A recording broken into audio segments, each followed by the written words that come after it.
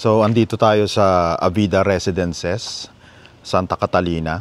Meron tayong foreclosed house and lot na i-check. Phase 2, around 100 square meters po siya. So, yung details niya, ilalagay ko na lang dito sa video. Paki-check na lang. Also, please subscribe to our YT channel. So, this is the property. Mukhang maayos pa po siya. Pasukin natin siya. Meron siyang car garage. Actually, kasya pa dito hanggang 2 sasakyan. Ayan. So, dito tayo sa likod dadaan.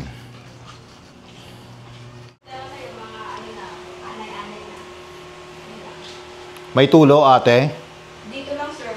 Ito nga kasi may watermarks oh. Yan lang naman dito. Ito lang. Ano daw solusyon? Waterproofing or Sir, kung na yan. kitchen?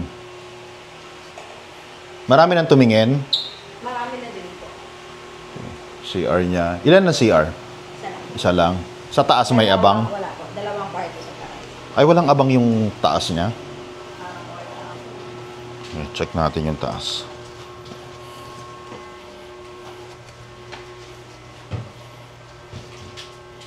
Yung hagdan mukhang kailangan na rin ayusin ha. Yun din po kasi parang maraming ayusin.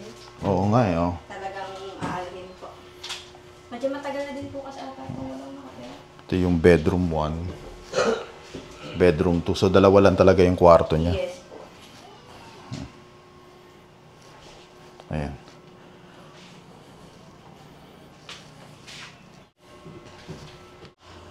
So, this is available in cash or at least 10% spot down payment.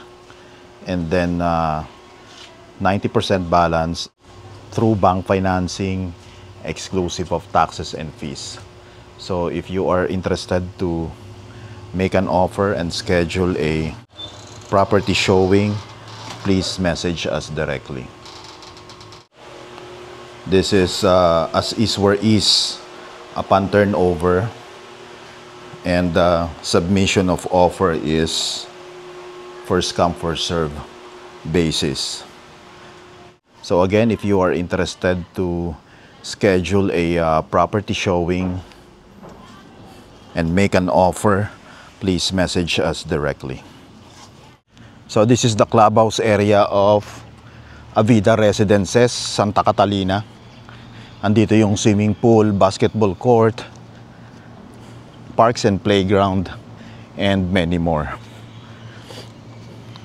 Ang nagustuhan ko talaga pag Ayala talaga, whether high-end or mid-market, well-maintained yung mga amenities nila. So, dito rin yung admin office. Dito maayos pa eh. Yun talaga ang yun din talaga ang binabayaran mo pag Ayala. Na may maintain ng maayos. Yan naman ang swimming pool nila. Yung iba nga, walang tubig yung swimming pool. Tignan nyo naman dito. At ang kagandahan talaga dito sa Santa Catalina, dito sa Avida Residences, bukas na yung daan niya papuntang Vermosa.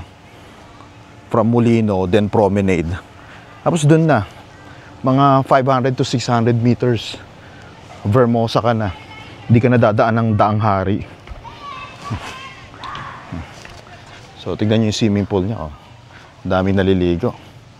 Napakaganda. Okay. And then, andito rin yung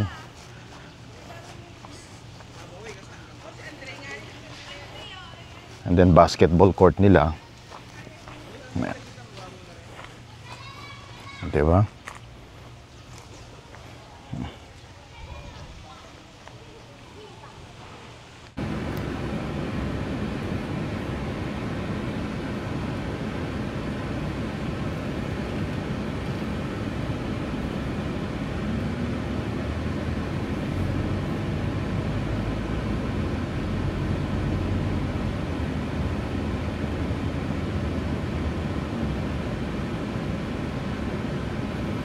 Ang